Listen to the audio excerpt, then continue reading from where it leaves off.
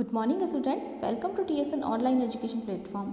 हम पढ़ रहे थे आपकी हिंदी व्याकरण की पुस्तक पंखुड़ी का पाठ 4 शब्द विचार मॉर्फोलॉजी, जिसमें अब तक हमने पढ़ा कि सार्थक शब्दों के या वर्णों के सार्थक समूह को जिसका कोई विशेष अर्थ निकलता है उन्हें शब्द कहते हैं। और शब्द विचार ये भी व्याकरण का एक भाग है जिसमें शब्दों के बारे में अध्ययन किया जाता है, शब्दों की उत्पत्ति के बारे में, उनके अर्थ के आधार पर, अर्थ के बारे में, उनके प्रयोग के आधार पर। तो इस प्रकार शब्दों का हमने 4 प्रकार से वर्गीकरण पढ़ा। हमने पद के बारे में भी पढ़ा था। शब्द जब किसी वाक्य में प्रयुक्त होते हैं तो वे पद कहलाते हैं, और अगर उन्हीं शब्दों को, पदों को अलग अलग लिखा जाता है बिना वाक्य के तो वे शब्द कहलाते हैं। इसके बाद हमने शब्दों का वर्गीकरण पढ़ा कि 4 आधार पर शब्दों का वर्गीकरण किया जाता है, जिसमें सबसे पहले हमने स्रोत के आधार पर शब्द की उत्पत्ति के बारे में पढ़ा कि शब्द कहाँ से आए हैं, किस तरह से उनकी उत्पत्ति हुई है। तो सबसे पहले इसमें हमने पढ़ा था तत्सम शब्द, जो कि संस्कृत के मूल शब्द है, और फिर संस्कृत के मूल शब्द यानी तत्सम शब्दों से बिगड़कर बनने के वाले शब्द तद्भव शब्द कहलाए। इसके बाद तीसरा पढ़ा हमने देशज शब्द, जो हमारी क्षेत्रीय भाषाओं के शब्द हैं वो हिंदी में आने से देशज शब्द बने, यानी देशी शब्द जो है वो देशज शब्द कहलाए। इसी प्रकार बहुत से अलग अलग देशों के लोग जब हमारे यहाँ पर आकर रहने लगे, हमारे बोलचाल हाव भाव सारे वे सब वो मिक्स हो गए, उनकी भाषा के शब्दों को भी हमने अपना लिया।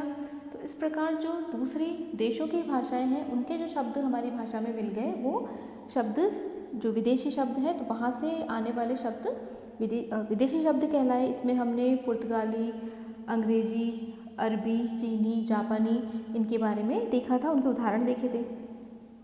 इसके बाद हमने पढ़ा रचना के आधार पर। तो रचना किस तरह से होती है शब्दों की, तो इसकी 3 भागों में बांटा गया उसे भी, रूढ़ शब्द, यौगिक शब्द और तीसरा योग रूढ़ शब्द। रूढ़ शब्द वे हैं जो वर्णों से मिलकर सार्थक शब्द बनाते हैं, लेकिन उनको अलग अलग टुकड़े करने पर, वर्णों को अलग करने पर उनका कोई भी अर्थ नहीं निकलता। रूढ़ का मतलब होता है रूढ़ी या परंपरा। तो ऐसे शब्द जिन्हें हम परंपरा से यूज़ कर रहे हैं, काम में ले रहे हैं, जैसे पेन, पेंसिल, पंखा, दरवाज़ा, ये सारे शब्द जब हम बोलते हैं तो उसी वस्तु विशेष के बारे में बताते हैं, उन्हीं का ध्यान हमारे सामने आ जाता है। तो इस प्रकार ये पहले से एक रूढ़ी जो परंपरा चली आ रही है उसी को हम प्रयोग में लेते हैं, वो रूढ़ शब्द कहलाए। उसके बाद 2 रूढ़ शब्दों से मिलकर एक अलग शब्द बनता है, और उनको तोड़ने पर वे अपना अलग अर्थ प्रकट करते हैं, वे यौगिक शब्द कहलाए। जिसमें हमने उदाहरण के लिए पढ़ा देवालय, विद्यालय, जिनके टुकड़े करने पर अलग अर्थ देते हैं अपना, और साथ में जोड़कर भी नया अर्थ बनाते हैं। इसी प्रकार तीसरा जो प्रकार हमने पढ़ा रचना के आधार पर वो था योग रूढ़ शब्द, यानी बने तो ये भी 2 शब्दों से मिलकर हैं, लेकिन वे किसी विशेष अर्थ को प्रकट करते हैं। उनसे शब्दों से मिलकर जो अर्थ निकलता है उसको न बताकर किसी व्यक्ति विशेष या वस्तु विशेष के बारे में वे बताते हैं। अब हम देखेंगे अगला, अर्थ के आधार पर, बेस्ड ऑन मीनिंग वर्ड्स। तो अर्थ के आधार पर शब्दों के 2 भेद हैं, या तो शब्द सार्थक होते हैं या निरर्थक होते हैं। सार्थक शब्दों के भी कई भेद होते हैं, यानी जिसका कोई अर्थ निकलता है, ऐसे भी कई सारे शब्द हो सकते हैं। तो सार्थक शब्दों के आधार पर जिनका कुछ अर्थ निकलता है, जैसे जिन शब्दों का कुछ अर्थ होता है उन्हें सार्थक शब्द कहते हैं, जैसे पानी, अंडा, रोटी, पहिया आदि, यानी ये किसी व्यक्ति, वस्तु, स्थान विशेष को बताते हैं। तो भाषा में केवल सार्थक शब्दों पर ध्यान दिया जाता है। शब्दों को अनेक उनके अर्थ के आधार पर 4 भागों में विभाजित किया जाता है।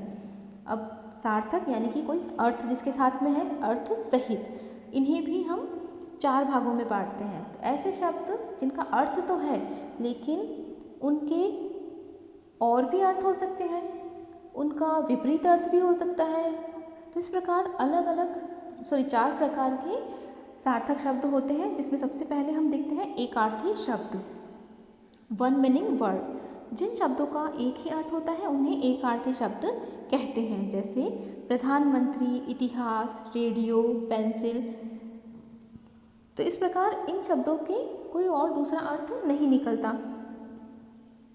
दूसरा है अनेकार्थी शब्द। जिन शब्दों से एक से अधिक अर्थों का ज्ञान हो उन्हें अनेकार्थी शब्द कहते हैं। जैसे कर, अब कर का मतलब होता है टैक्स भी हो सकता है, या फिर काम करने के लिए भी प्रयोग में आज्ञा देने के लिए शब्द का यूज़ करते हैं, या फिर हाथों के लिए भी कर का प्रयोग किया जाता है अपने कर कमलों से। इस प्रकार अपने हाथों के लिए कर शब्द का प्रयोग, तो इस जो कर शब्द है उसके कई अर्थ हैं। इसी प्रकार पत्र, जो कि पत्ते के लिए भी प्रयोग में लाया जाता है और लेटर के लिए भी प्रयोग में लेते हैं। इसी प्रकार जो हार शब्द है उसके या तो पराजय के अर्थ में, डिफीट के अर्थ में, या फिर गले में पहनने वाले एक आभूषण के रूप में इसका प्रयोग में लेते हैं शब्द को। तो इस प्रकार हार शब्द के भी दो अर्थ हुए। और जल शब्द, यानी एक तो इसका मतलब होता है पानी और एक मतलब होता है जल जाना, दग्ध होना। तो इस प्रकार ऐसे भी शब्द होते हैं जिनके कई अर्थ होते हैं। तो एक तो हमने पढ़ा एकार्थी शब्द जिसका केवल एक ही अर्थ होता है, और दूसरा अनेकार्थी शब्द जिसके एक ही शब्द के कई सारे अर्थ होते हैं। अगला है पर्यायवाची शब्द। तो सिनोनिम्स यानी एक ही शब्द अर्थ का बोध कराने वाले भिन्न भिन्न शब्दों को पर्यायवाची शब्द कहते हैं। जैसे जो आँख है शब्द, उसके लिए नयन, नेत्र, लोचन, चक्षु, तो इन चारों शब्दों का एक ही अर्थ होता है जो कि है आँख। यानी ये एक ही जो शब्द है उसी के कई सारे मतलब बताता है। इसके अगला है चौथा विलोम शब्द, एंटोनिम्स। तो ऐसे शब्द जो अर्थ की दृष्टि से विपरीत अर्थ व्यक्त करते हों उन्हें विलोम शब्द कहते हैं।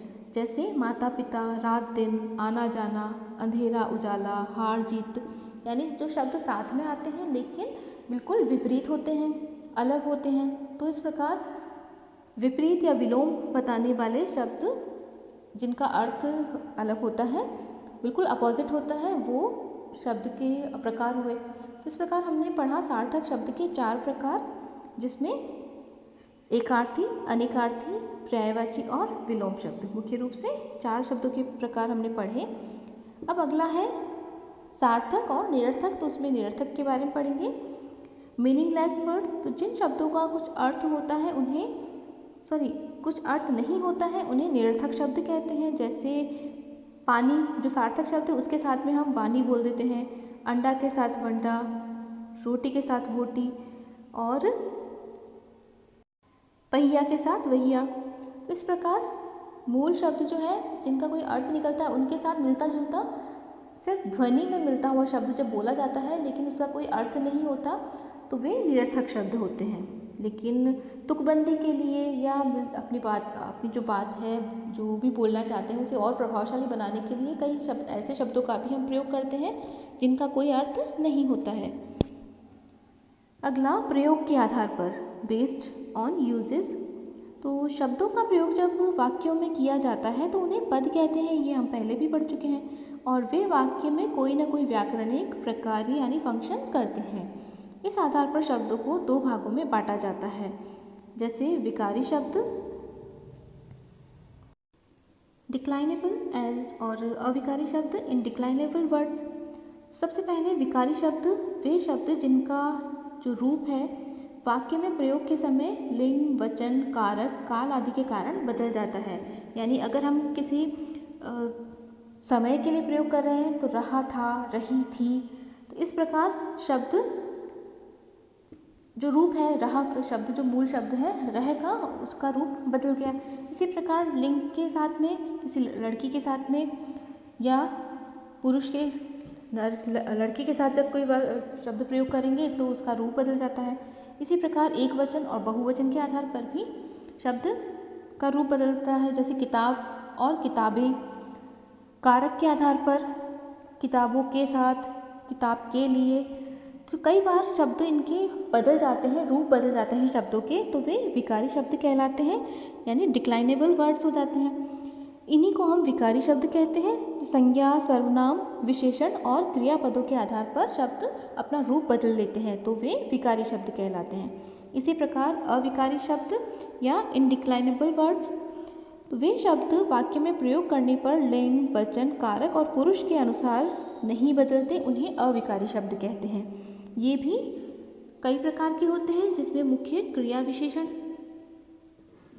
अविकारी शब्द, संबंध बोधक अविकारी शब्द, समुच्चय बोधक अविकारी शब्द, विस्मय बोधक शब्द और जो शब्द है वो अविकारी शब्द कहलाते हैं। तो इस प्रकार जब शब्दों का प्रयोग होता है वाक्य में, हम जब उनका यूज़ करते हैं तो कई बार जो वाक्य पद है, जो शब्द है, अपना रूप बदल लेते हैं, वो विकारी शब्द बन जाते हैं, और जो नहीं बदलते वैसे ही रहते हैं, वे अविकारी शब्द होते हैं। तो इस प्रकार हमने पढ़ा था कि वर्णों के सार्थक समूह को शब्द कहते हैं। शब्द को जब वाक्य में प्रयुक्त किया जाता है तो वह पद कहलाता है। शब्दों को 4 भागों में वर्गीकृत किया जाता है: स्रोत के आधार पर, रचना के आधार पर, अर्थ के आधार पर और प्रयोग के आधार पर। तो इस प्रकार जो शब्द हैं वो उसके 4 भेद हैं। उत्पत्ति के आधार पर भी शब्दों के 4 भेद हैं, जिसके बारे में हमने पढ़ा था: तत्सम, तद्भव, देशज और विदेशी। इसी प्रकार जो रचना होती है शब्दों की, उसके आधार पर भी 3 भेद है: रूढ़ शब्द, यौगिक शब्द और योग रूढ़ शब्द।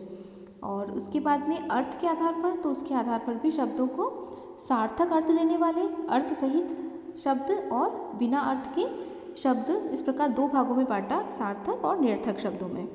और इसी प्रकार प्रयोग के आधार पर शब्दों के भी 2 भेद हैं: विकारी शब्द, अविकारी शब्द। यानी जो शब्द अपना रूप बदलते हैं वे विकारी बन जाते हैं, और जो रूप नहीं बदलते वे अविकारी शब्द हैं।